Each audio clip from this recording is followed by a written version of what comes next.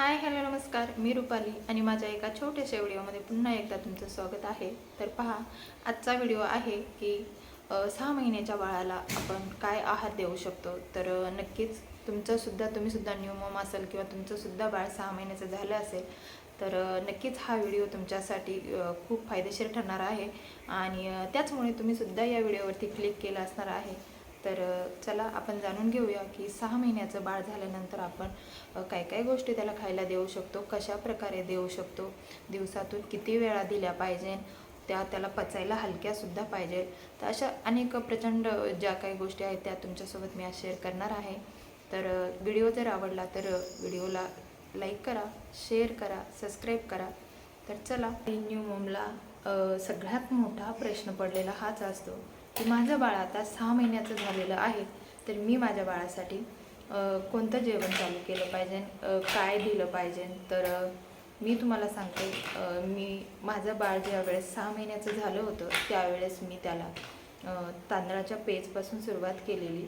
तर मी तांदळाची पेज देत होते, त्यानंतर मी डाळीचं पाणीसुद्धा त्याला द्यायला चालू केलं होतं. ह्या दोनच गोष्टी मी चालू ठेवलेल्या. आणि जी तांदळाची पेज मी चालू केली होती, मी स्टार्टिंगला जेव्हा चालू केली दिवसातून 2 वेळाच फक्त देत होते आणि ते सुद्धा 2-2 चमचेच देत होते. कारण की बाळाला लगे खाण्याची सवय नसते, ते त्याला पचायलासुद्धा तेवढंच हलकं गेलं पाहिजे आणि त्यामुळे मी तो जितका खायला तितकंच त्याला देणं प्रिपेअर केलं. मी अगोदर फक्त 2च चमचे देत होते, संध्याकाळी 2 चमचे, सकाळी 2 चमचे, मी अशा याच्यातच दिलं होतं. त्यानंतर मूग डाळीचं पाणी, तुम्ही तूर डाळीचं किंवा हरभरा डाळीचं पाणी अजिबात देऊ नका, कारण की ते पचायला काही तितकं हलकं नसतं. मूग डाळ ही पचायला हलकी असल्यामुळे मूग डाळीचं पाणी छान आहे. त्यानंतर तुम्ही फळांची प्युरी देऊ शकता. सफरचंद जे आहे त्याची प्युरी देऊ शकता, बनाना प्युरी देऊ शकता, चिक्कू प्युरी देऊ शकता, पपई प्युरी देऊ शकता.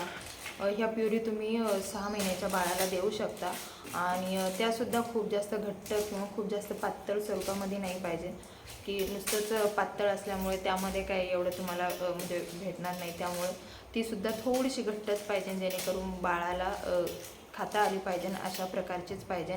तर स्टार्टिंगला मी ॲपल प्युरी आणि बनाना प्युरी हे 2च स्टार्ट केलेले. आता तुम्ही जे पण फूड पहिल्यांदा बाळाला देत आहे ते तुम्हाला 1 फूड 3 दिवस हे रेग्युलर द्यायचं आहे. मी सुद्धा तेच करत होते. जेव्हा मी बनाना प्युरी द्यायला चालू केली त्यावेळेस मी रेग्युलर 3 दिवस ती प्युरी देत होते. कारण की असं असतं की आपल्याला माहीत नसतं की बाळाला ते फ्रूट असो किंवा ते जेवण असो सूट होईल की नाही हे माहीत नसतं. तर त्याचाच आपल्याला हे पाहण्यासाठी कंटिन्यू 3 दिवस आपल्याला द्यायचं असतं. तर मी हेच करत होते. माझा अनुभव तुम्हाला सांगते, जे काही मी माझ्या बाळाला केलेले आहेत, जसं काही दिलेलं आहे त्या प्रकारचं तोच मी माझा अनुभव तुम्हाला सांगत आहे. तर मी ह्या अशाच गोष्टी करत होते की फळ प्युरी आणि डाळीचं पाणी आणि भाताची पेज 6 महिन्याच्या झाल्यानंतर मी बाळाला स्टार्टिंगला हेच गोष्टी दिलेल्या आहेत. तर त्यानंतर माझं बाळ आता 7 मंथ प्लस झालेलं आहे. तर मी त्याला आता मतलब भाज्यासुद्धा देते. तर मी त्यांचीसुद्धा प्युरी देते. पालक प्युरी असो किंवा गाजर प्युरी असो, भोपळ्याची प्युरी असो, बीट प्युरी असो, ह्या गोष्टी मी आता त्याला द्यायला चालू केलेल्या आहेत आणि तो आवडीने खातोसुद्धा. आणि जे त्याला आवडतं ते तो मनापासून खातो. जे नाही आवडत त्याला मी जबरदस्ती बिलकुल करत नाही आहे. जे नाही आवडत ते नाही देत त्याला. त्याला जे लागतं तेच तो छान एन्जॉय करून खातो. त्यानंतर 7 महिन्याच्या बाळाला तुम्ही ही प्युरी देऊ शकता किंवा रव्याची प्युरी बनवून देऊ शकता. तर मी अशा प्रकारेच माझ्या बाळाला देत असते.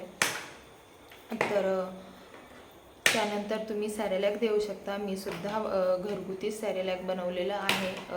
ते सुद्धा मी बाळाला 1 टाईमच देते संध्याकाळी, कारण की माझं बाळ आता 7 महिन्याच्या पुढं होऊन गेलेलं आहे. तर मी 3 टाईम जेवण करते. तर सकाळी त्याला मी एक फ्रूटची प्युरी देत असते. दुपारी मी त्याला जे मूग डाळ भात वगैरे खिचडी आहे त्या टाईप ती देत असते. त्यानंतर मी पुन्हा 4 वाजता त्याला कोणती एक फळभाजीची प्युरी देत असते. गाजर प्युरी असो किंवा बटाटा प्युरी असो, मतलब जे काय असेल ते मी त्याला ती प्युरी देते. त्यानंतर संध्याकाळी मी त्याला सॅरेलॅक देत असते. तर हे मी घरगुती सॅरेलॅक बनवले आहे, ज्याचा व्हिडिओ मी लवकरच तुमच्यासोबत शेअर करणार आहे की घरगुती सॅरेलॅक कसं बनवायचं आहे त्याच्यावरती. तर व्हिडिओ जर आवडला तर लाईक करा, शेअर करा. चला आजच्या व्हिडिओमध्ये एवढंच. पुन्हा भेटूया अशाच एका नवीन व्हिडिओसोबत. तोपर्यंत बाय.